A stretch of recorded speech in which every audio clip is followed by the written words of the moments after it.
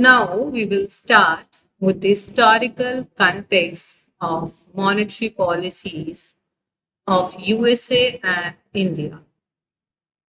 So here we will look at the brief history, key milestone and reforms in monetary policies for both India and the USA. First, we will discuss about India.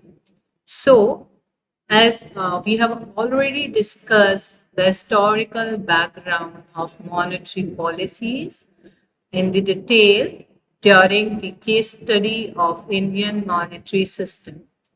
So, I will be briefing here the historical context from the pre-independence era. The Reserve Bank of India was established in 1935 as the central banking institution. Initially, its role was limited to currency issue and managing the exchange rate under the British colonial rule. If we talk about the post independence era from 1947 to 1990s, India followed a socialist economic model with a strong emphasis on central planning and control over financial institutions. The RBI, Reserve Bank of India, played a pivotal role in managing the country's monetary policy to support planned development goals, with an emphasis on direct credit to priority sectors. Now, if we look at the era from 1990s onward, which is also known as liberalization period, India embarked on economic liberalization in the early 1990s, shifting towards a market oriented economy. The RBI transitioned towards a more market based monetary policy framework, moving away from directed lending and focusing on inflation targeting and financial sector reforms. If we look at key milestone and reforms of Indian monetary system, the first we have is 1991 economic reform, initiated under Prime Minister Narasimha Rao and Finance Minister Manmohan Singh, included liberalization of financial markets and reforms in monetary policy.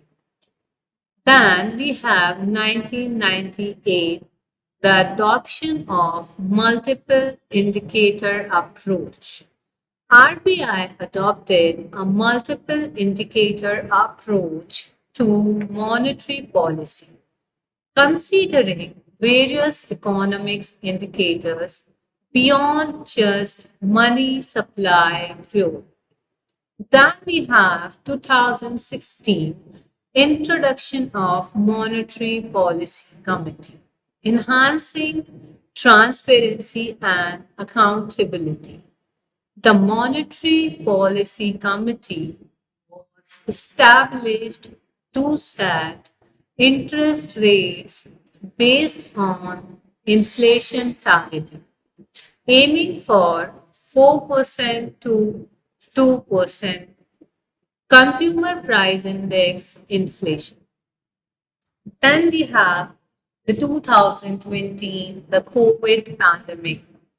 The RBI implemented various measures, including interest rate cuts, liquidity injections, and regulatory relaxations to mitigate the economic impact of the pandemic.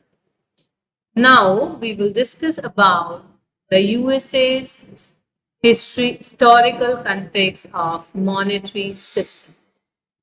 So there we have pre-Federal Reserve era, which is from 18th to 19th century. The USA had a decentralized banking system with various state chartered banks issuing their own currency. Then it follows with the establishment of Federal Reserve in 1930. So the Federal Reserve Act passed to create a more stable and flexible monetary and financial system. Under the Federal Reserve Act, there was establishment of a central bank with 12 regional reserve banks and a board of governors in Washington, D.C. Then we have the Great Depression from 1929 to 1930s. The Federal Reserve's response was criticized for not being aggressive enough, contributing to the severity of the economic downturn. Then the post World War II era, which was from 1940s to 1970s. The USA has Bretton Woods system. The US dollar became the world's primary reserve currency under this international monetary system. The Fed focused on maintaining stable inflation and supporting economic growth. Then there is Walker era and inflation targeting, which was from 1980s to 1990s. Paul Walker's chairmanship emphasized controlling inflation through tight monetary policies, and Ellen Greenspan's tenure introduced more transparency and communication of policy decisions. Now, let's discuss about the key milestone and reforms under the US monetary policy. First, 1978. Full Employment and Balanced Growth Act, which is also known as Humphrey and Hawkins Act. It was established a dual mandate for the Fed, including promoting maximum employment alongside price stability. Then it follows with 1980s and 1990s Greenspan era and monetary policy framework. It shifted towards inflation targeting and greater transparency in decision making. Now, if we discuss about the 2008 financial crisis, the Fed implemented unconventional policies like quantitative easing and near zero interest rates to stabilize financial markets and stimulate the economy.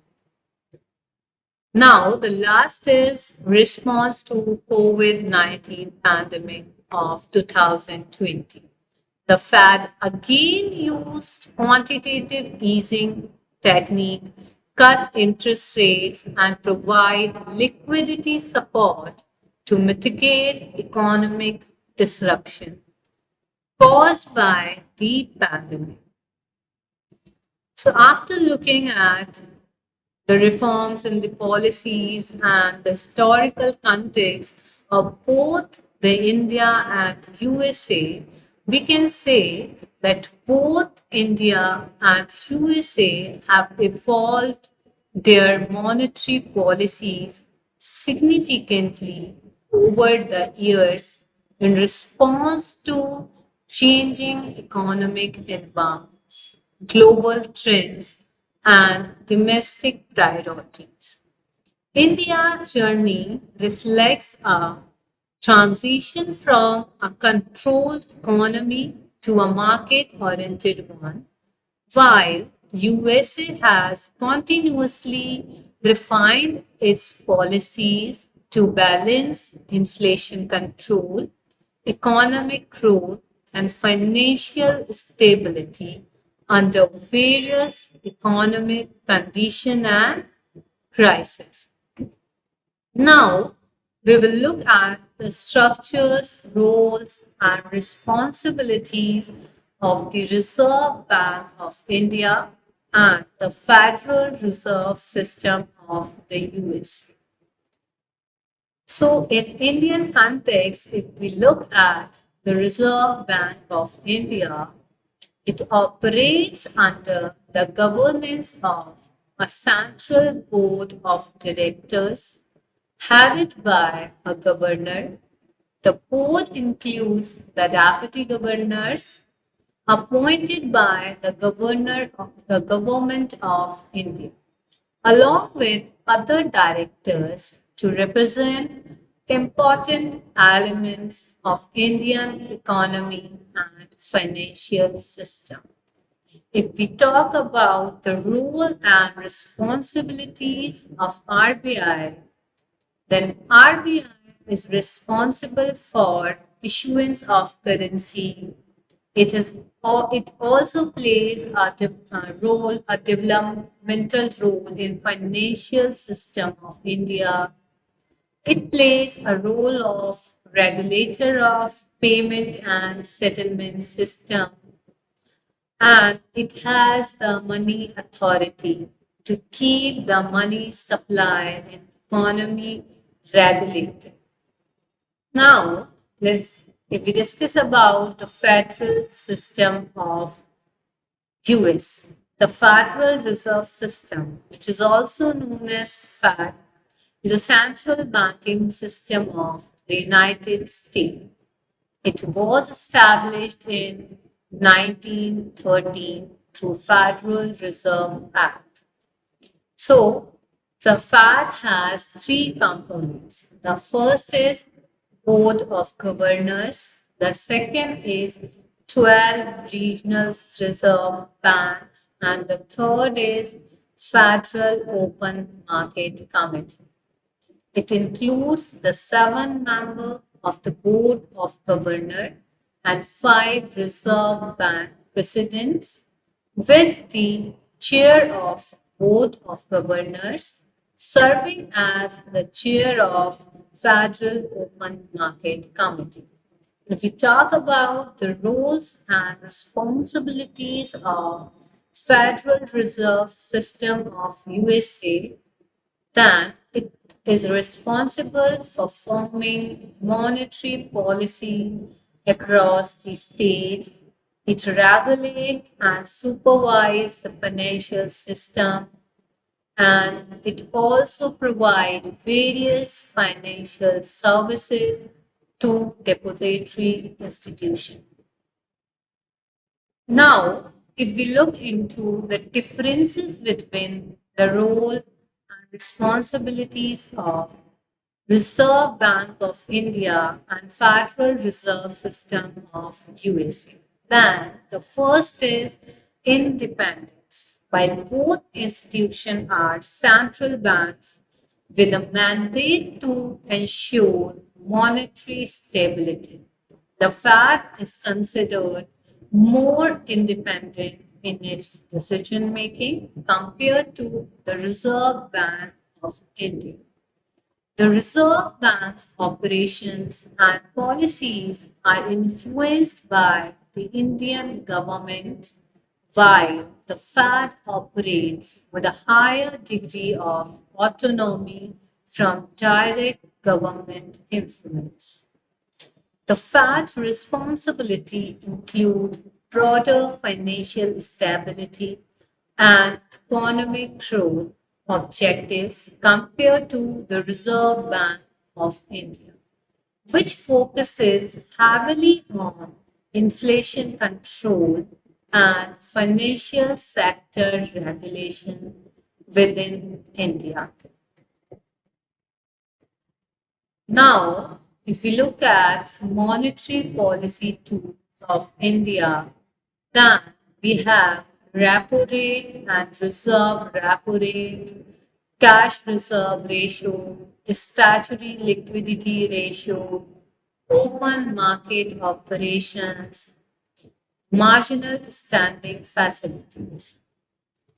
Now, comparatively, if we look at in terms of USA, then USA has federal funds rate, discount rate, reserve requirements, open market operation, which is similar as India, interest or excess reserves.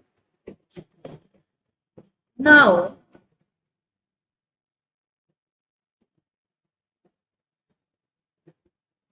if we look at the policies frameworks of India and USA, the difference is on mandate focus. While both the RBI and the Fed aim for price stability, the Fed has a clear mandate for maximum employment alongside stable prices, reflecting a broader economic objective. Second is decision making structure. The MPC in India operates with a voting structure where decisions are made by majority vote, while the FOMC in the USA involves consensus building among a larger and more diverse group of members. The third is operational framework. The RBI's inflation targeting framework is relatively newer compared to the Fed's long-standing dual mandate approach, influencing how monetary policy decisions are communicated and perceived in their economies. These frameworks and committees plays critical roles in guiding monetary policy decisions that impact economic growth, employment level, inflation rates, and overall financial stability in India and United States.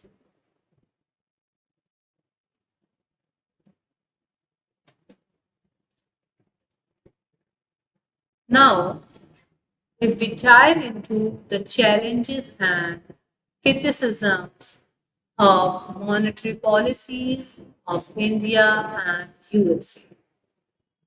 So first, we will look at the challenge faced by Reserve Bank of India.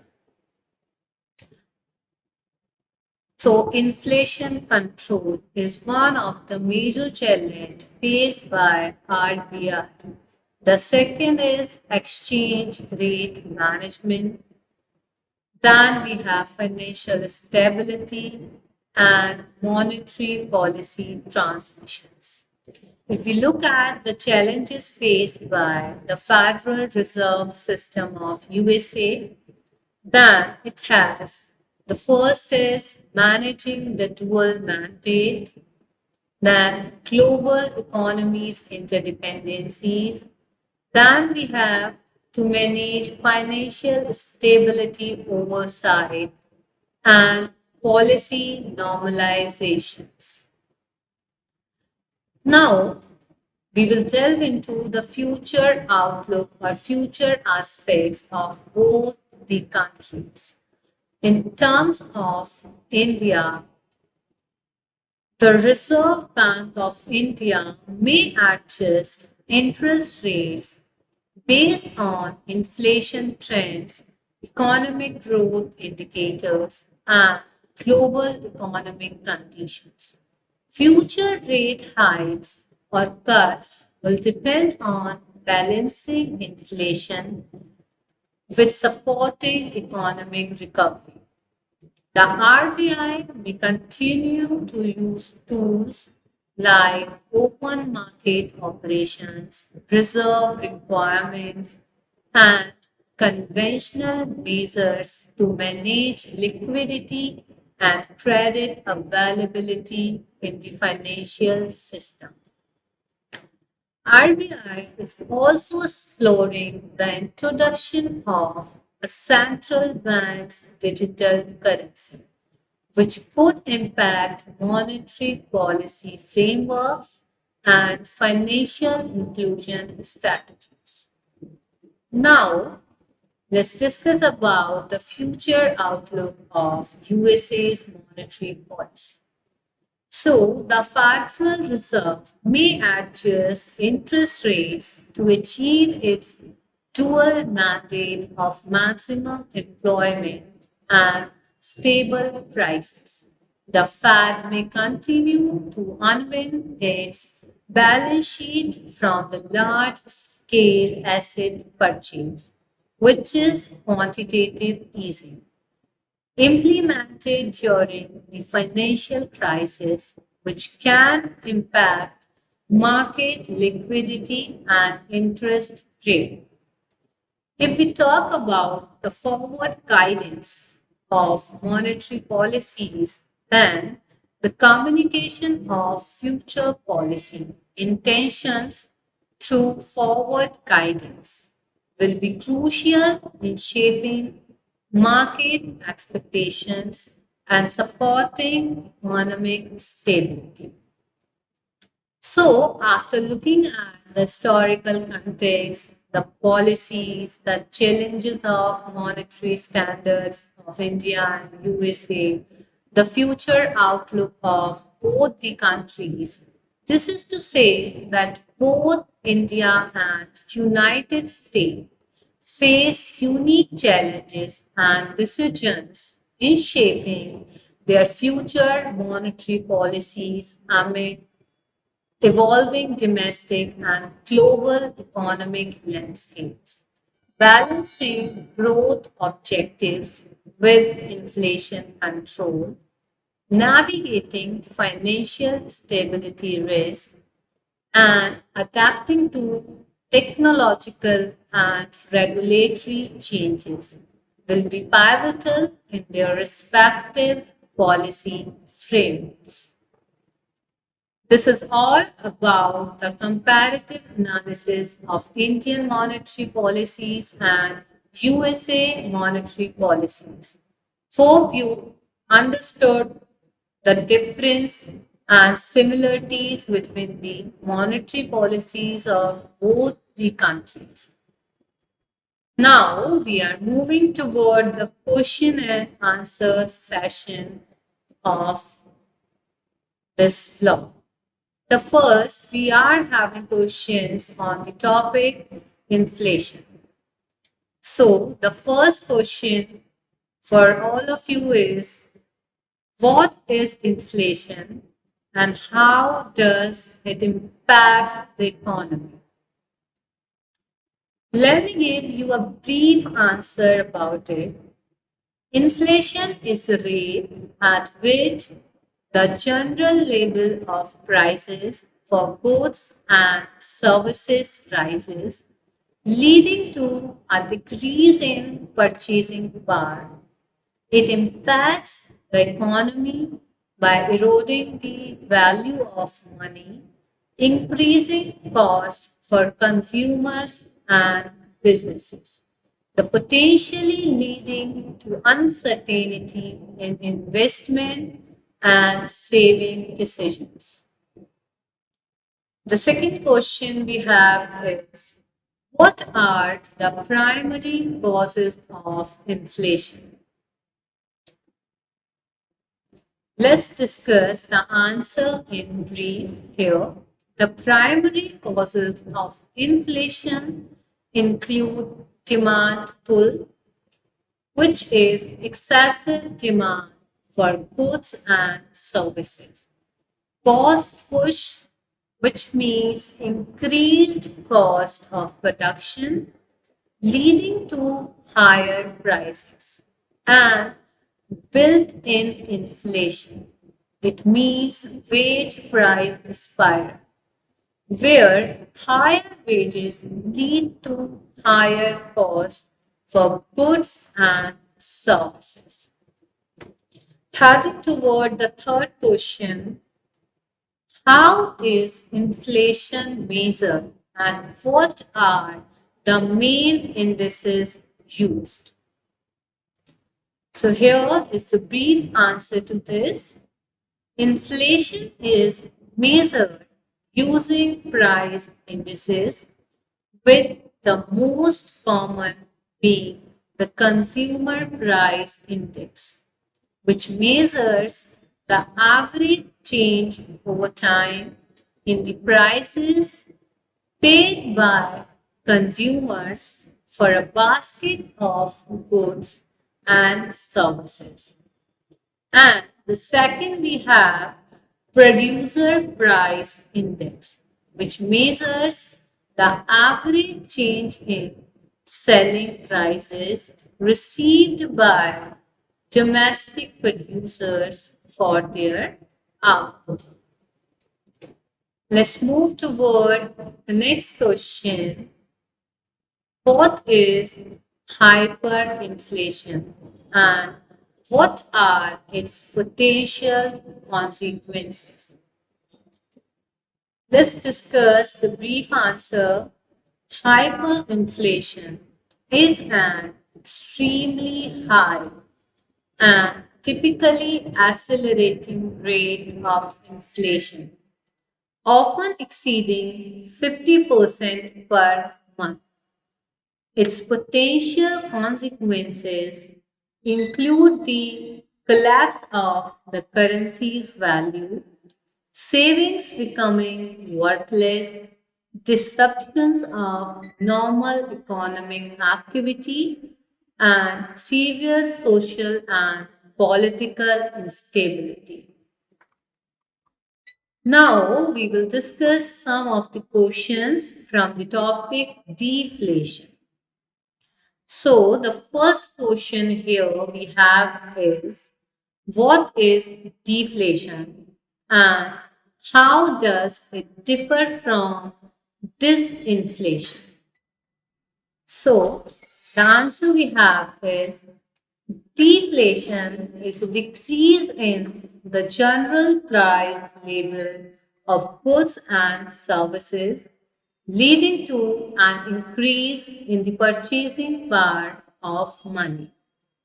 Disinflation, on the other hand, refers to a decrease in the rate of inflation, meaning prices are still increasing but at the slower rate.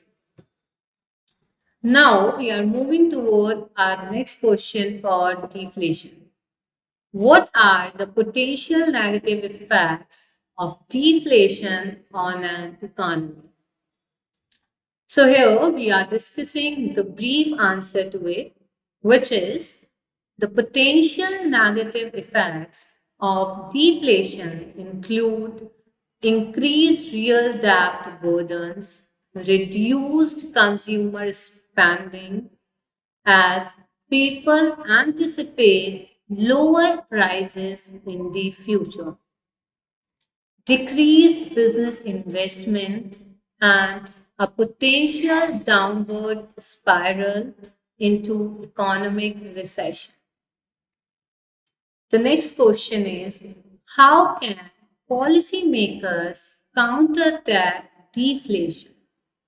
So, the policymakers can counteract deflation by implementing expansionary monetary policies such as lowering interest rates and increasing the money supply, as well as expansionary fiscal policies such as increasing government spending and cutting taxes to stimulate demand.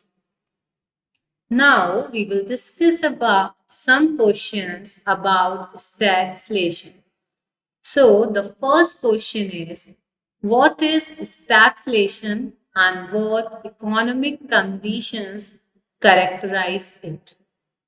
Stagflation is characterized by a combination of stagnant economic growth, high unemployment, and high inflation.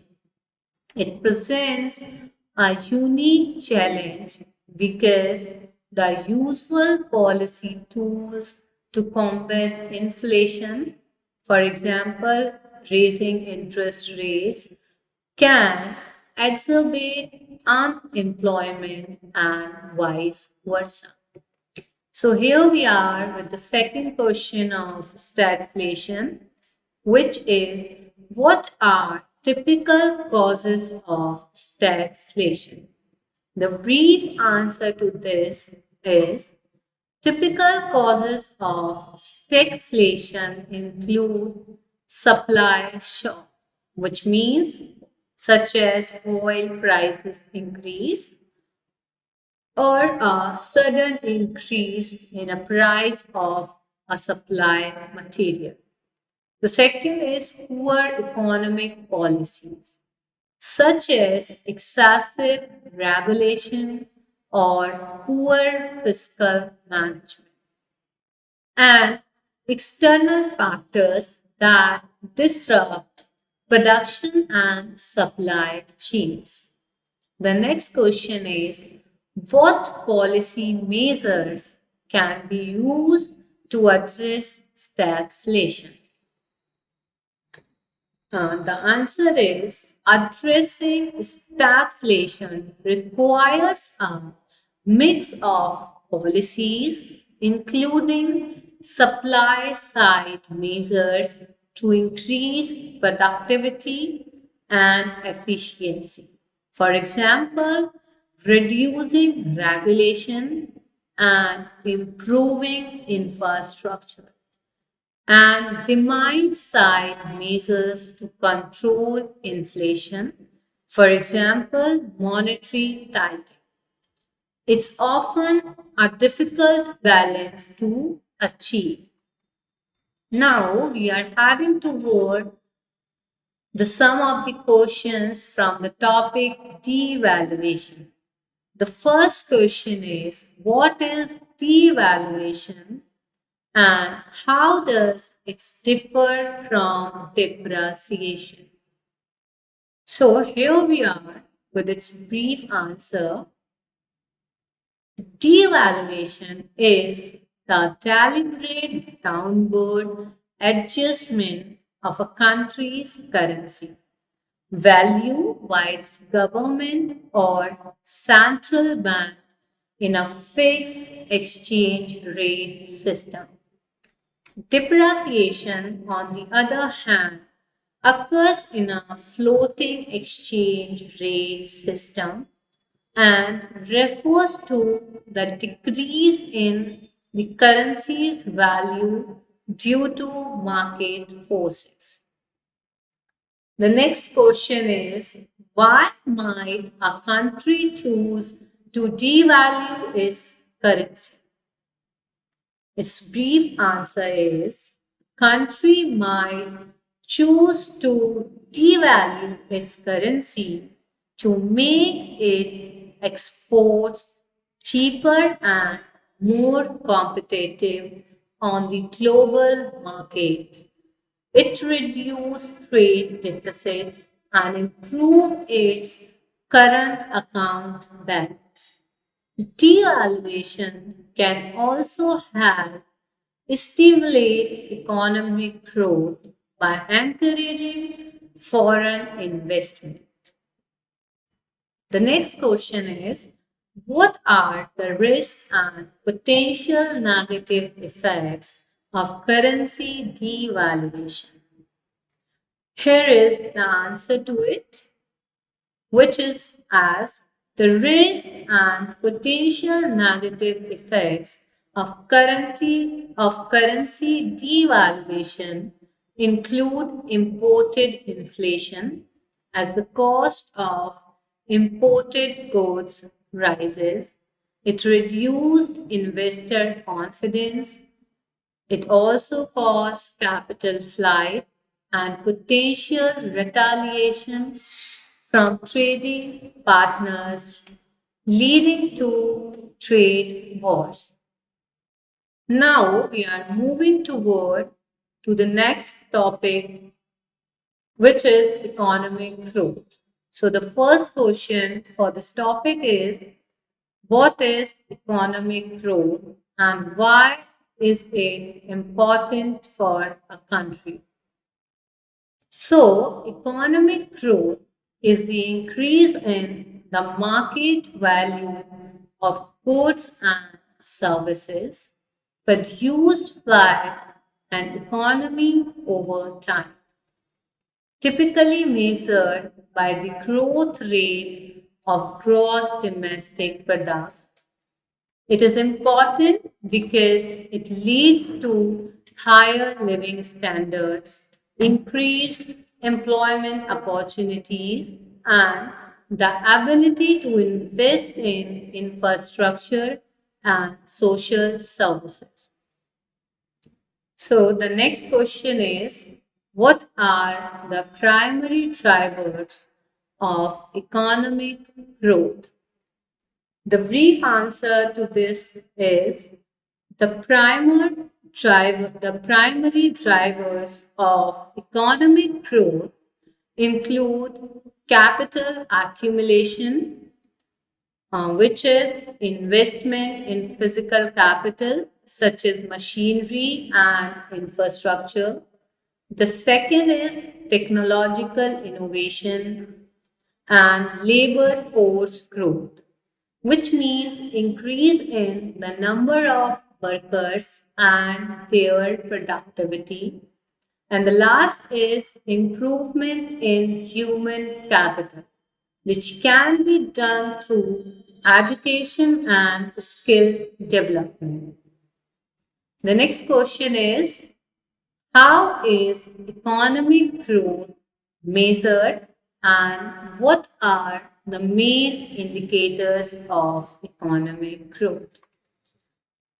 Economic growth is measured by the growth rate of gross domestic product. If we talk about the main indicators of economic growth are the real GDP growth, the per capita GDP, and productivity measures, which is output per hour worked. Moving towards the next question, what are the potential drawbacks of rapid economic growth? So the brief answer to this is potential drawbacks of rapid economic growth include environmental degradation, increased income inequality, inflationary pressures, over reliance on specific sectors, and the last is social and cultural disruptions. Now we will head towards the questions on monetary standards. The first we have is, what is monetary standard and what are its different types? The answer is, a monetary standard is a mechanism a country uses to manage its currency and money supply. The different types include commodity monetary standards, which include gold or silver standard, and fiat money standards. It means currency that has value because the government maintains it and people have faith in its value.